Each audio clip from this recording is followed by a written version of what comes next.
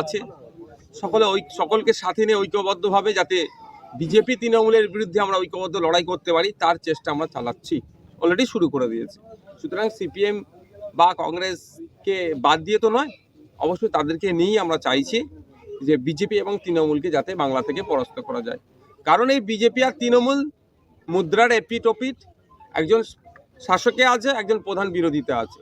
ওরা বোঝাপড়া করেই এই রাজ্যটাকে রসতলে পাঠাচ্ছে, তলনিতে পাঠিয়ে দেওয়ার চেষ্টা করছে। তাই আমাদেরকে এগিয়ে আসতে হবে, জাগ্রত হতে হবে 2026 নির্বাচনে যাতে আমরা বিজেপি এবং তৃণমূলকে ঐক্যবদ্ধভাবে হারাতে পারি।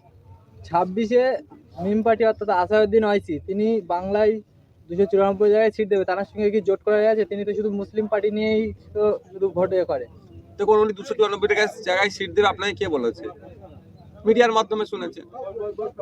মিডিয়ার কথা আর মিম পার্টির অফিসিয়াল স্টেটমেন্টের মধ্যে দুটো অনেক তফাৎ। উনি আসুন, সময়ের সাথে দেখা যাবে। উনি আগে বাংলায় আসুন না। 2021 সালে তো উনি এসেছিলেন, লড়াই তো করেছিলেন, 7-8টা সিটে তো উনি ওনার দল কন্টেস্ট করেছিল। তো তাহলে আসলে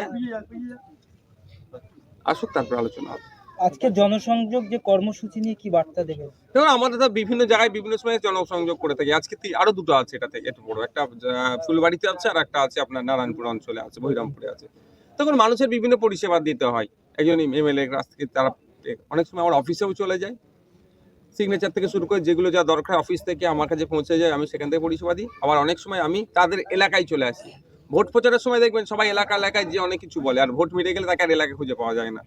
আমি চেষ্টা করি এই বিভিন্ন এলাকায় গিয়ে তাদেরকে পরিষেবা প্রদান করা। হ্যাঁ, আমি যতটা দেওয়ার দরকার সেতটা আমার যতটা ইচ্ছা ছিল দিতে পারছি না। এই কারণটাই হচ্ছে যে আমি একা মানুষ হয়ে গেছি, সারা রাজ্যে আমাকে ছুটতে হচ্ছে।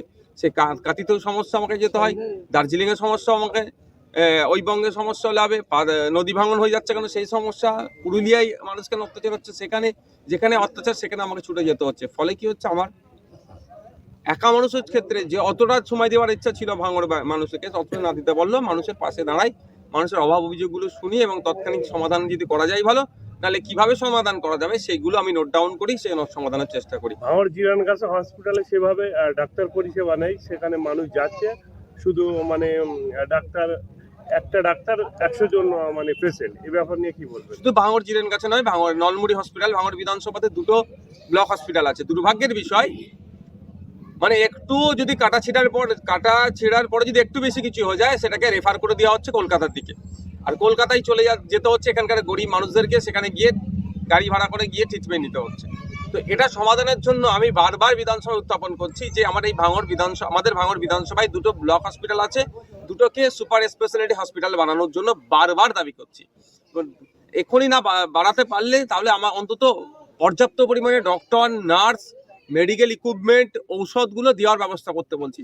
কিন্তু দুর্ভাগ্যের বিষয়, স্বাস্থ্য বাজেটে এত হাজার কোটি টাকা বরাদ্দ হলো গরিবদের জন্য বিনামূল্যে স্বাস্থ্য পরিষেবা নেওয়ার যে প্রভিশন বা তার ফান্ডামেন্টাল রাইটসের মধ্যে পড়ছে, দুর্ভাগ্যের বিষয় সেখানে কোনো কর্ণপাত করছে না। আপনারা দেখেন, শুধু ভাঙড় নয়, সারা রাজ্যের বিভিন্ন হসপিটালে কোথায় স্যালাইন নাই, কোথায় এক্সরে মেশিন নাই, এক্সরে মেশিন থাকলে টেকনিশিয়ান নাই, টেকনিশিয়ান থাকলে রিপোর্ট প্রিন্ট করবে সে কাগজ নাই। এই ধরনের চলছে, এটা সরকার চলছে না, এটা সার্কাস চলছে। ভাঙড়ের মানুষ শুধু নাই, সারা রাজ্যের মানুষ নাজেহাল আছে এদের এই আচরণের জন্য। আর এদেরকে যখন বলা হয়, এরা হাতে কিছু নগদ টাকা ধরিয়ে দিয়ে এটাকে উন্নয়নের জোয়ার বলে চালাচ্ছে। লক্ষ্মীর ভান্ডার দিচ্ছে 1000 টাকা, 1200 টাকা দিচ্ছে, কিন্তু সেই লক্ষ্মী মাটি যখন হসপিটালে পরিষেবা নিতে যাচ্ছে, পরিষেবা পাচ্ছে না। ফলে বেসরকারিতে গিয়ে তাকে 10,000 12,000 টাকা খরচ করতে হচ্ছে। এগুলো অবসান হওয়ার জন্যই তো সারা রাজ্যের মানুষকে বলছি, আসুন তৃণমূল এবং বিজেপিকে পরাস্ত করার জন্য আসুন, আমরা যে আপনাদের অধিকার সেগুলো আপনাদের বুঝিয়ে দেবো। তারপরেও এই ভাঙড়ের জন্য আমি চেষ্টা চালাচ্ছি, আলোচনা চালাচ্ছি যে ভাঙড়ে আমি একটা ওই আইসিইউ সিস্টেম যে অ্যাম্বুলেন্স হয় না আমাদের ভাঙড়ে নাই, সেটা যাতে আমি দুটো হসপিটালের সাথে কথা চালাচ্ছি, কোনো একটা হসপিটালকে দিলে আমাদের ভাঙড়টা কভার হবে। অনেক দামি জিনিস সেটা দেওয়ার ব্যবস্থা আমি করছি, অন্তত একটা জায়গা থেকে আমি যদি রিলিফ করাতে পারি। আর কোল্ড স্টোরের ব্যাপারে কি বলবেন? দেখুন, আমরা অপদার্থ সরকারের আমলে আছি। শুধু এই সরকার নাই, পশ্চিমবাংলার ভারতবর্ষ 1947-এ স্বাধীন হয়েছে, তারপর থেকে আমি বলছি যে কটা সরকার চলে গিয়েছে, কৃষক দরদি বললেও তারা কৃষকদের জন্য সে অর্থে ভাবেনি। আপনি ভাবুন, পশ্চিমবাংলার দক্ষিণ 24 পরগনা জেলা একটা গুরুত্বপূর্ণ জেলা, ভাঙড় বিধানসভাটা একটা গুরুত্বপূর্ণ বিধানসভা, যেখানে এগ্রিকালচারের একটা হেভি একটা জায়গা আছে। এশিয়ার লার্জেস্ট এগ্রিকালচার জোন যাকে করতে চেয়েছিল জ্যোতিবাবু, সেটা হচ্ছে ভাঙড়। এখানে ভাঙড়ে একটা কোল্ড স্টোর নাই। বারবার এই কথা ভাঙড় বিধানসভায় দাঁড়িয়ে ভাঙড়ের কৃষকদের জন্য বলছি, হয়ে যাবে হয়ে যাবে হয়ে যাবে, কিন্তু অপদার্থ সরকার কবে থেকে সরকারি পরিষেবা পাবে তার ব্যবস্থা করতে পারছে না। পশ্চিমবাংলায় দেখতে গেলে দেখা যাবে একটাও সরকারি কোল্ড স্টোর নাই, ভাবতে পেরেছেন? কৃষি প্রধান একটা রাজ্য, প্রত্যক্ষ পরোক্ষভাবে 70% মানুষ কৃষিকাজের সাথে যে রাজ্যের মানুষ যুক্ত, সরকারি উদ্যোগে একটাও কোল্ড স্টোর না। আমি তথ্য চেয়েছিলাম বিধানসভা থেকে, দক্ষিণ 24 পরগনা জেলায় মাত্র 2টো কোল্ড স্টোর আছে, ভাবতে পারা যাচ্ছে? এই এত বড় জেলা, সব থেকে বেশি বিধায়কের সংখ্যা দক্ষিণ 24 পরগনায়, আর এই জেলাতে মাত্র 2টো কোল্ড স্টোর। তাহলে এখানকার কৃষকরা কেন উৎপাদিত ফসলের ন্যায্য মূল্য পাচ্ছে না বুঝতে পারছেন? তারা স্টোরেজ করার যদি পজিশন থাকতো তাহলে এই কম দামে বিক্রি করতো না, তারা স্টোরেজ করে দিত।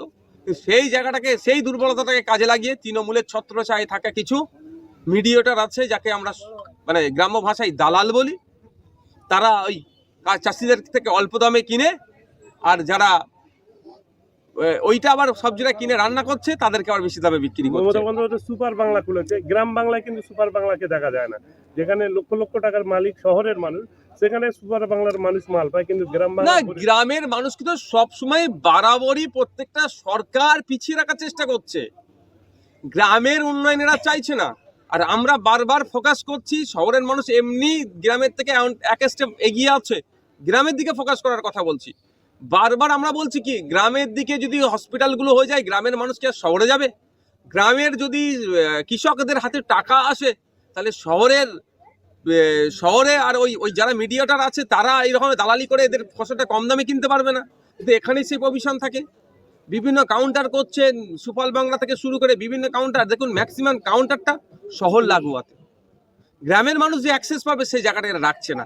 এর বিরুদ্ধে আমরা বারবার করি, বিধানসভায় বারবার প্রশ্ন করি মন্ত্রীকে, যে কৃষকদের মাসিক গড় আয় কত এখন বেড়েছে, বলছে বেড়ে গেছে, অনেক কৃষকরা ইনকাম করছে, তো কত টাকা মাস গেলে ইনকাম করছে সে তথ্য দিন। সেই তথ্য দিতে এরা অপারগ, এরা তথ্য দিতে এরা তথ্য দিতে পারে না এরা, কারণ কৃষকদের অবস্থা তলানিতে চলে গিয়েছে। লাস্ট একটা শওকত মোল্লা প্রায় দৈনন্দিন কর্মী সভা জনসমাবেশ করছেন, সেই তুলনায় আপনি সাপ্তাহিক কি মাসিক কর্মী সভা করছেন। আমরা দেখছি শওকত মোল্লার হাত ধরে অনেক আইএসএফ কর্মী তৃণমূল কংগ্রেসে যোগদান করছে, কিন্তু তৃণমূল কংগ্রেসের একটাও কর্মী আপনার হাত ধরে যোগদান করছেন। এ থেকে আইএসএফ এর যারা কর্মী আছে তাদের মন মানসিকতা ভেঙে দেখুন, আইএসএফ এর কর্মীর মন মানসিকতা ভাঙার কোনো জায়গা না। যারা যাচ্ছে দুটো কারণে যাচ্ছে, ব্যবসা বাণিজ্য, মিথ্যা কেস, একটা ব্যবসা বাণিজ্য আর মিথ্যা কেস দিয়ে তাদেরকে করে দেবে, ভয় দেখাচ্ছে। তারা কি রুজি রুটির ক্ষেত্রে অনেকে তারা আত্মসমর্পণ করে নিচ্ছে। আর দ্বিতীয় কথা যেটা বলছেন, কাউজন আসছে আমি পতাকা ধরে জয়েন করাবো না, ওরা টার্গেট হয়ে যাবে, মিথ্যা মামলা দেবে ওদের নামে। আমি এই ভুল কাজটা করবো না। যা আসছে ভালো মতো আসছে, এটা মাথায় রাখবেন। যারা আসছে এই চালতাবেড়িয়া, ভগবানপুর থেকেও প্রচুর লোক আমাদের সাথে যোগাযোগ করেছে, আমাদের লোক প্রচুর লোক কাজ করছে, কিন্তু আমি একটাকেও পতাকা ধরে জয়েন করাবো না। যাকেই পতাকা ধরে জয়েন করাবো দেখবেন তার দু চার দিনের মধ্যে তার নামে মিথ্যা মামলা দিয়ে তাকে গ্রেফতার করবে। রিসেন্ট একটা আমাদের ভাঙড়ের কোন জায়গার নাম বলবো না, সে এসেছে, তাদেরকে আমি বারণ করেছিলাম ওদেরকে প্রকাশ্যে পতাকা ধরে তোমরা জয়েন করাবে না। হওয়ার পরে তাদের নামে মিথ্যা মামলা টামলা দিয়ে, আর্মস অ্যাক্ট দিয়ে তাদের নামে মামলা দিয়ে দিয়েছে। বুঝতে পেরেছেন? ও কাজ আমি করবো না। আর একটা জয়েনিং এর ব্যাপারটা, সেই কুমিরের বাচ্চা পুষানোর ব্যাপারটা আপনারা গল্পটা শুনেছেন তো, একজনকে একাধিকবার দেখাচ্ছে, ওখানে টোটাল 30 জন, তার তৃণমূলের সময় 30 জন আছে, সেখানে বলছে 500 লোকের জয়েন্ট হয়েছে। তো এই ধরনের বলতে তার ট্যাক্স লাগে না, যদি বলতে ট্যাক্স লাগতো দেখে সবাই মুখে কি লাগিয়ে ঘুরতো, মুখে লাগিয়ে ঘুরে দিতে হবে, কথা বলে দেয় বললেই ট্যাক্স লাগবে। যে ভাঙড়ে পুলিশ সেফটিতে নেই, আমরা দেখেছি সাকসার বাজারে পুলিশ আক্রান্ত হয়েছে, সোনপুর বাজার থেকে কিছু দূর গিয়ে আক্রান্ত, সেখানে মানুষ কি সুরক্ষিত? সেটা তো বারবার আমি দাবি করছি। এবং ব্যাপারটা হচ্ছে, কদিন আগে দেখেছেন বীরভূমের একটা থানার আইসির কলার ধরে টানাটানি করছিল, কারা টানাটানি করেছে? তৃণমূলের নেতারা। কেন হয়েছে কারণটা? ওই তৃণমূলের নেতাই দেখুন বড়বাবুর মেজবাবুর ঘরে বসে প্ল্যানিং করতো অন্য দলের নেতাদের নামে কিভাবে মিথ্যে মামলা দেবো, যা তোলা তুলতো হয়তো ভাগ করে নিত। এখন জানছে যে তুই আমাকে তোলার ভাগ দিই, তুই আমাকে গরম মারছিস বলে কলারটা ধরে নিল। সমস্যা তো এখানে। আজকে আপনি যে বলছেন এই যে পুলিশ মার খাচ্ছে, কাদের হাতে মার খাচ্ছে? দেখুন সবাই তৃণমূলই তো পিটেছে, সাধারণ মানুষ বা আইএসএফ বা বিরোধী কেউ মেরেছে না। আমরা সব সময় পুলিশকে সম্মান দিই, তাহলে কারা কলার ধরলো? যারা পুলিশকে ভুল পথে পরিচালিত করছে তারাই। এবার পুলিশ দেখুক তার সম্মান ফিরিয়ে আনবে কিভাবে, পুলিশ দেখুক তার সম্মান ফিরিয়ে আনবে কি করে। পুলিশের কাজ তার সম্মানকে ফিরিয়ে নিয়ে আসা, ল অ্যান্ড অর্ডার ঠিকঠাক মেনটেন করানো তার দায়িত্ব।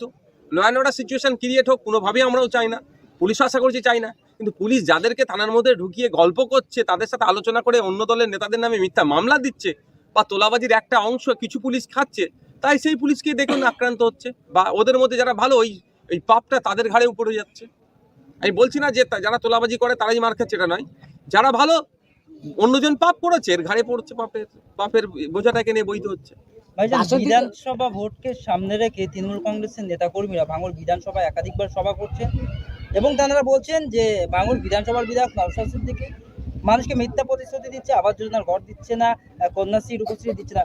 কিন্তু ভাইজান, মমতা বন্দ্যোপাধ্যায়, আমি বলে দিই, এটা ক্লিয়ার করে দিই, আমার হাতে আবাস যোজনা দেওয়ার ক্ষমতা নাই, আমার হাতে লক্ষ্মীশ্রী কন্যাশ্রী দেওয়ার ক্ষমতা নেই। এটা হচ্ছে রাজ্য সরকারের হাতে আছে। রাজ্য সরকার কেন দিচ্ছে না বারবার বলছি। কন্যাশ্রী রূপশ্রীর কথা বলছে, বিধানসভায় প্রশ্ন করেছি, উনাদের মন্ত্রী উত্তর দিতে পারেননি, অর্থমন্ত্রী, যে এবছরে লক্ষ্মীর আপনার কন্যাশ্রীতে ফান্ড কাটিং হলো কেন। ফান্ড কমিয়ে দিয়েছে এবারে কন্যাশ্রীর, রূপশ্রীরও ফান্ড কমিয়ে দিয়েছে। কেন কমিয়েছে? মহিলা সশক্তিকরণের, মহিলা ক্ষমতায়নের কথা বললেও এই মহিলা খাতে বরাদ্দ কেন কমেছে, এর উত্তর দিতে পারেনি। এই বিধবা ভাতা, বার্ধক্য ভাতা আগে কত ছিল, আমি চিৎকার চেঁচামেচি করে বিধানসভার মধ্যে, এখন বেড়েছে সংখ্যায়। তো আমার হাতে যেগুলো আছে সেগুলো আমি করবো। আমার হাতে কি আছে, বছরে আগে 60 লাখ, এখন 70 লাখ। হ্যাঁ, সেগুলো আমি জমা দিয়েছি। কিছু কাজের ক্ষেত্রে আমার ডিস্টার্ব করছে, কিছু কিছু কাজ আস্তে আস্তে ছাড়ছে। আমি শ্যামনগরে আগের দিনে দাঁড়িয়েছিলাম, যে হাইমাস্ট লাইটটা জ্বলছিল, আমি বললাম এটা কাদের কেনা করেছিল, ওরাই বললো ভাইজান আপনার তৈরি। এই আপনাদের এই ভগবানপুর অঞ্চলে ওই ঈদগার ওখানে যে হাইমাস্ট লাইটটা আছে, মানুষ যাতায়াতের সুবিধা হচ্ছে, কার তৈরি? আমাদের তৈরি। তাহলে আমার হাতে নয়, আমার নিজের টাকায় নয়, এমএলএ ল্যাডের টাকায়। তো আমি 5 বছর শেষ হওয়ার পূর্বেই তো বলেছি, আমার হাতে যে দায়িত্ব ছিল আমি কতটা পালন করতে পেরেছি কি পারিনি, সেটা খতিয়ান নিয়ে কি করব, আমি খামে ভরে প্রত্যেকটা বাড়িতে পৌঁছানোর চেষ্টা করব। বাড়িতে পৌঁছাতে সম্ভব না হলেও তাহলে আমি বড় বড় ব্যানার করে প্রতি বুথে লাগিয়ে দেবো যে আমি আমার দায়িত্ব পালন করতে পেরেছি কি পারিনি। তো এটা কি অন্যান্য বিধায়ক, টোটাল রাজ্য সরকার পারবে করতে? যে বলেছিলাম ক্ষমতায় আসলে 10,000 মাদ্রাসা দেব, বলেছিল ক্ষমতায় আসলে ওয়াকাফ সম্পত্তি উদ্ধার করে দেব, বলেছিল ক্ষমতায় আসলে সরকারি কর্মচারীদেরকে কেন্দ্রীয় সমাহারে দিয়ে দেবো, বলেছিল ক্ষমতায় আসলে 6 মাসের মধ্যে শিল্প করে দেখাবো। এর তথ্য কি দিতে পারবে তারা? আমি চ্যালেঞ্জ করছি তাদের কাছে যে তারা কি করেছে বলুক। বিধানসভায় লাইভ স্ট্রিম দিয়ে শুভেন্দু প্রশ্ন করেছে যে গুরুত্বপূর্ণ বক্তব্য হয় সেগুলো লাইভ স্ট্রিম হয় না, কিন্তু মুখ্যমন্ত্রী যখন ভাষণ দেয় তার রেকর্ড হয় কিংবা লাইভ দেখানো হয়। এই বিষয়ে শুভেন্দু বাবুর এতদিন পরে যদি ঘুম ভাঙে, আমার কিছু করার নাই। শুভেন্দু বাবুর ঘুম ভাঙার অনেকদিন আগে থেকে আমি চিৎকার করছি এবং জনগণকেও বলছি, আপনারাও বলতে থাকুন যে বিধানসভার মধ্যে কি চলছে আমরা দেখতে চাই।